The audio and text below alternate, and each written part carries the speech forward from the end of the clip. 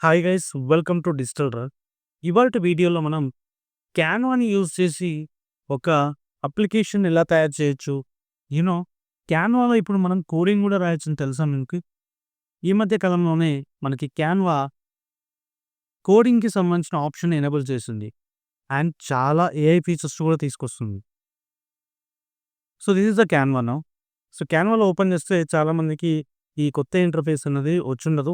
And స్లోగా మిగతా వాళ్ళందరూ కూడా ఈ కొత్త ఇంటర్ఫేస్ అనేది రావడం జరుగుతుంది. Okay.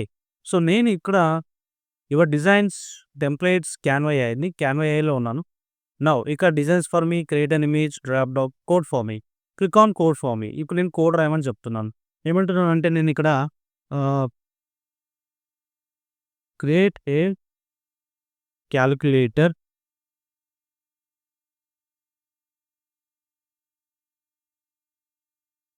In a beautiful design అని చెప్పి రాసి నేను ఇక్కడ ఎంటర్ ప్రెస్ చేస్తున్నా.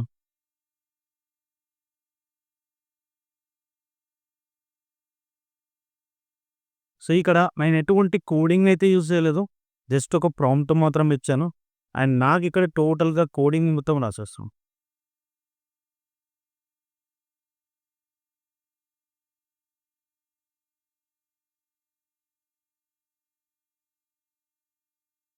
అండ్ మనకి ఎటువంటి సీఎస్ఎస్, జావా స్క్రిప్ట్ లాంటివి కూడా ఏం అవసరం లేదు.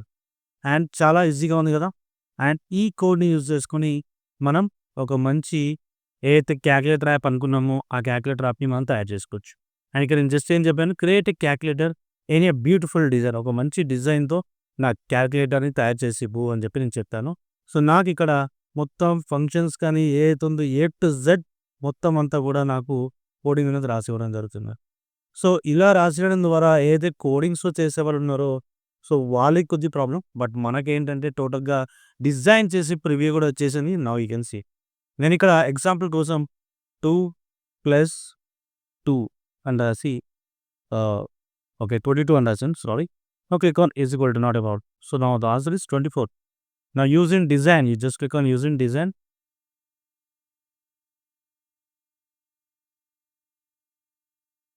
Now you can see. మనం ఇక్కడ డిజైన్ ఏదైతే ఉందో ఇంకా దీన్ని మనం డిజైన్ చేసుకోవాలంటే కూడా మనకి వచ్చిన కలర్‌ని మనం మోడిఫై చేసి తీసుకోవచ్చు.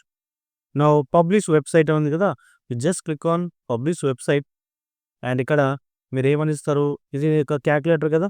ఓకే. సో నేను ఇక్కడ క్యాలిక్యులేటర్ అని చెప్పి నేను రాస్తాను.